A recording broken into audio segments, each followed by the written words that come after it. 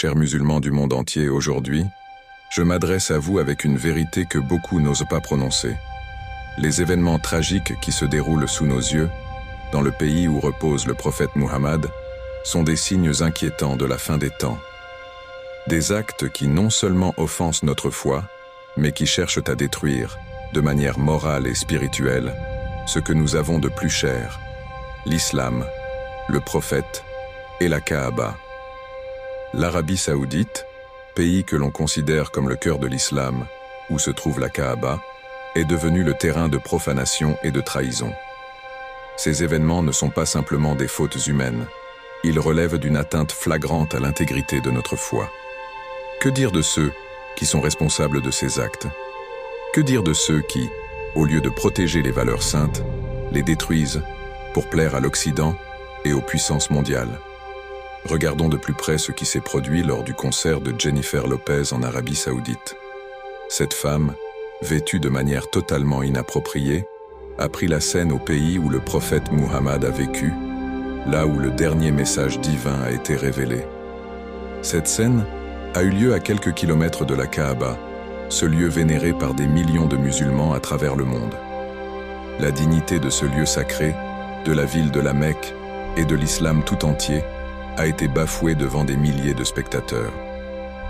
Ce concert a aussi vu des drapeaux de l'Arabie saoudite être exhibés avec des inscriptions du nom d'Allah et du prophète Muhammad sur eux, dans un contexte qui a clairement détourné la sacralité de ces symboles. Le nom d'Allah, le nom du prophète, utilisés comme des accessoires commerciaux lors d'un événement mondain, ont été profanés par ceux qui les ont autorisés.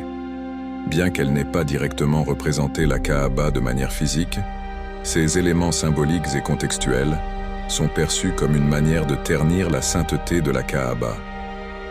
Le concert de Jennifer Lopez, avec sa tenue et la profanation des symboles sacrés, représente le summum de cette dérive. Que se passe-t-il dans ce pays où des actes comme celui-ci sont autorisés? Cette situation est un affront direct à la Kaaba. Non seulement cette célébrité a profané un lieu de grande importance spirituelle, mais le plus choquant est que cette action s'est déroulée sous l'œil bienveillant du gouvernement saoudien, mené par le roi Salman et son fils, le prince héritier Mohammed Ben Salman.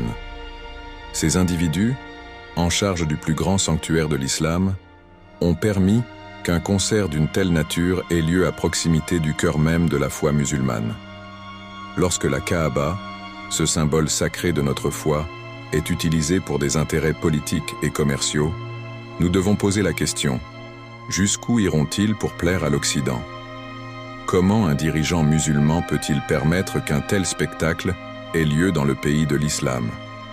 La vérité est simple.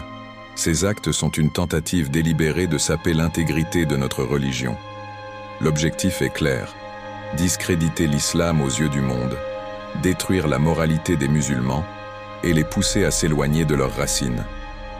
Le concert de Jennifer Lopez n'était qu'une partie d'un plan plus vaste pour éroder la spiritualité des musulmans, pour qu'ils deviennent comme les Occidentaux, sans foi ni principe. Cela ne s'arrête pas là. Cette tentative est renforcée par la promotion de la culture de l'alcool, des boîtes de nuit, un lieu où nos ancêtres se sont sacrifiés pour protéger l'honneur de l'islam.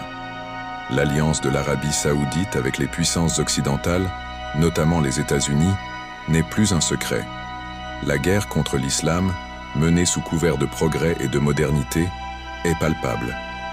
Regardons la scène politique actuelle en Arabie saoudite. Les dirigeants saoudiens ont transformé un pays qui était jadis un bastion de la piété en un terrain de jeu pour les puissances étrangères.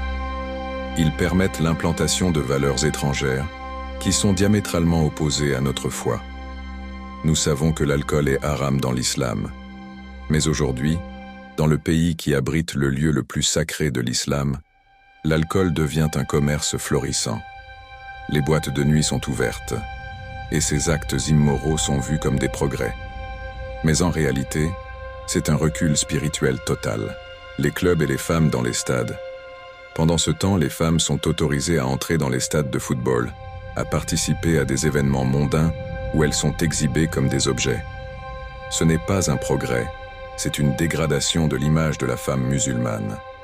N'oublions pas que l'islam a toujours honoré les femmes et leur a donné un statut élevé, Mais aujourd'hui, ce même islam est attaqué par ceux qui prétendent défendre les intérêts de la nation.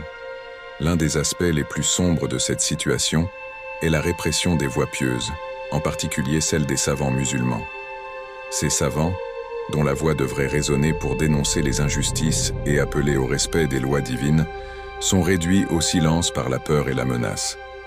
Les imams qui s'opposent à cette dégradation de la société musulmane sont arrêtés, emprisonnés et persécutés. Le royaume d'Arabie Saoudite a mis en place un système de répression où les voix des imams et des prédicateurs sont étouffées. Ceux qui dénoncent le mal et la corruption sont traités comme des ennemis de l'État. Mais où sont les vrais défenseurs de l'islam dans un tel pays? Pourquoi ne voyons-nous pas un seul imam publiquement s'élever contre ces atrocités? Quel est le rôle des savants? Les savants sont les héritiers des prophètes. Ils sont ceux qui portent la lumière de la vérité. Mais aujourd'hui, leurs voix sont noyées dans la peur et l'injustice. Leurs cœurs sont enchaînés par la tyrannie des dirigeants. Le silence des savants face à ces événements est une honte pour toute la communauté musulmane. Les signes de la fin des temps sont clairs dans les hadiths du prophète. Quand nous voyons ces événements se produire sous nos yeux, devons-nous encore douter du jugement divin? Le prophète Mohammed nous a averti que des tyrans apparaîtraient, que la moralité serait détruite et que des événements incroyables auraient lieu. Le prophète a dit « Par celui qui détient mon âme, vous verrez certainement après moi des dirigeants qui ne diront pas la vérité, ni ne feront le bien, et vous verrez des événements que vous aurez du mal à comprendre. » Hadith rapporté par Al-Bukhari. Les événements actuels en Arabie Saoudite sont les signes même de ces temps difficiles. La Kaaba est désormais un outil pour faire du commerce, et la foi des musulmans est attaquée à travers ces spectacles immoraux. Nous, en tant que musulmans, devons rejeter ces actes et nous élever contre cette corruption morale.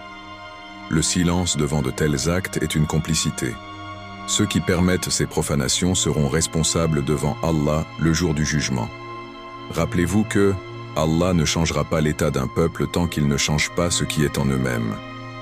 Sourate Ar-Ra'd 13:11.